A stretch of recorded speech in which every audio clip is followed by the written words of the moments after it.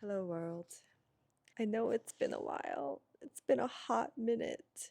When I was first setting off to Korea, I had this grand plan to record and upload my progress or my journey there, but clearly that did not happen. So, long story short, I'm back in New York. I got back 3 days ago from my 3 months long trip to Korea.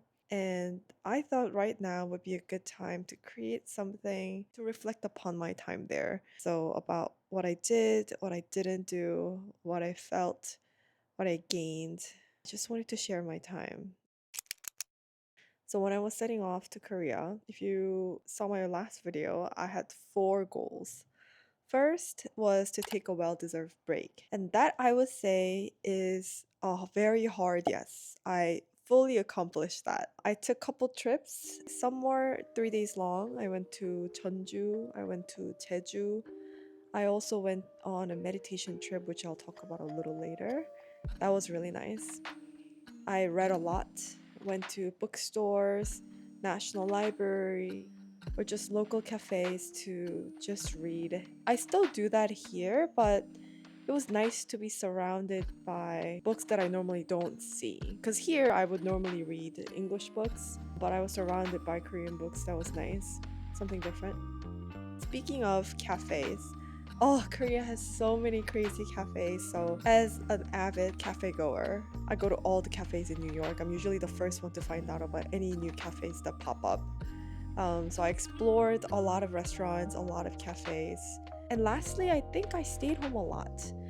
I couldn't imagine doing this when I would go on 2 week trips to Korea because then I felt like I had to pack my schedule as much as I could. I felt like I was wasting time staying home because like I wasn't doing anything. But at the end of the day, I think that's the time I value the most. Like watching K drama with my family together while eating hongshi, the Korean persimmon. Oh my god, so good.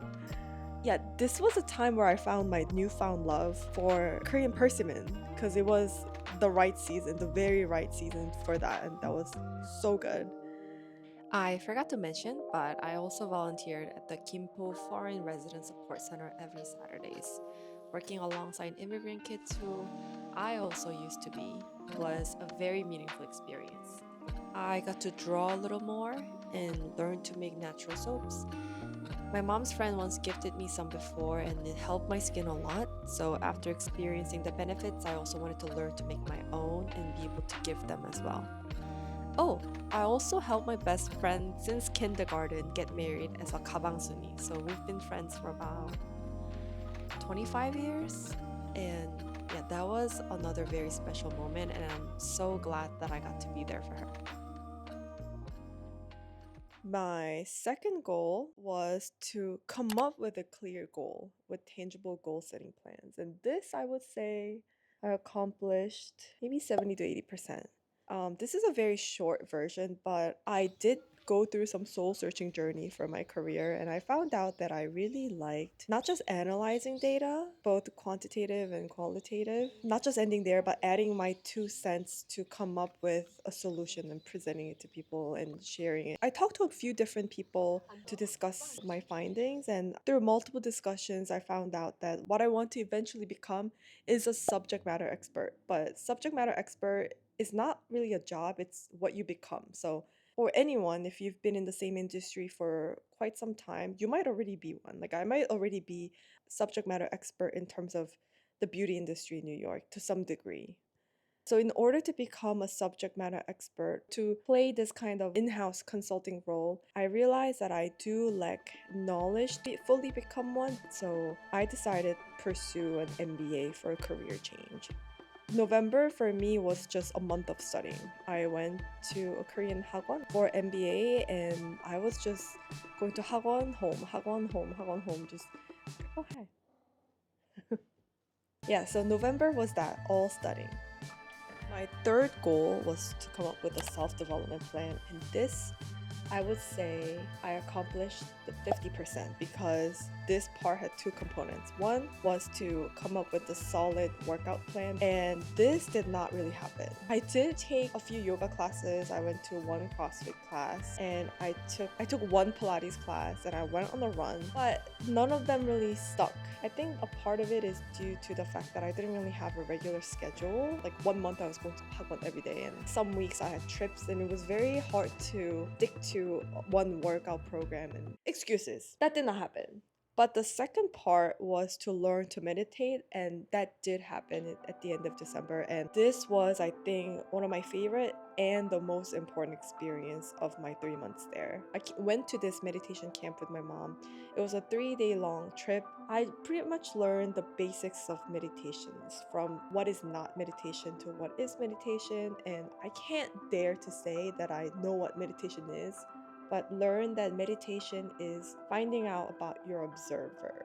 Basically, our lead said all of us have an observer within us. The one analogy that she used is that if our life was to be played on a screen, like a movie screen, there's an observer who's watching ourselves go through everything in life.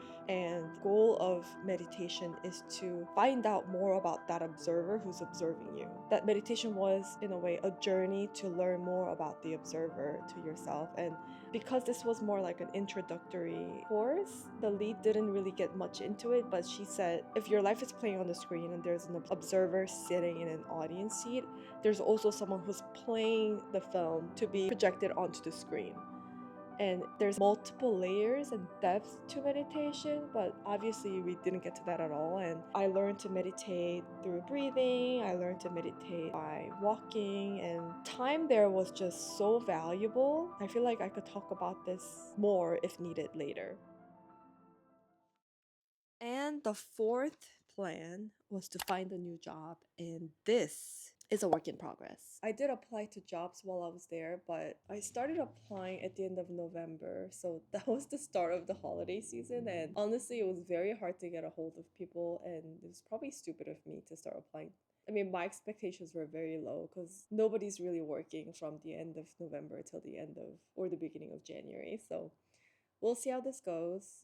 I think I'm 50-50 about this part because 50% of me obviously is scared because there's uncertainty. I've never been unemployed ever since I started working a month after graduating college. So this instability and uncertainty is definitely a little scary. But another 50% of me, I'm very excited about the new opportunities, the prospect of doing something different than what I used to do. It might not be as drastically different from what I did, but I think I was definitely up for a change, and I'm excited about this new opportunity. Where will I be working? What will I be doing? What kind of people will I be working with? And what kind of building? What kind of role? What kind of growth? And even just the thought of it is really exciting, and it's been keeping me going. Yeah, so I think the next videos until I find a new job will be me being patient, studying, applying, and spending time with Minnow and just myself. Thanks for waiting, and thank you everyone for all the support.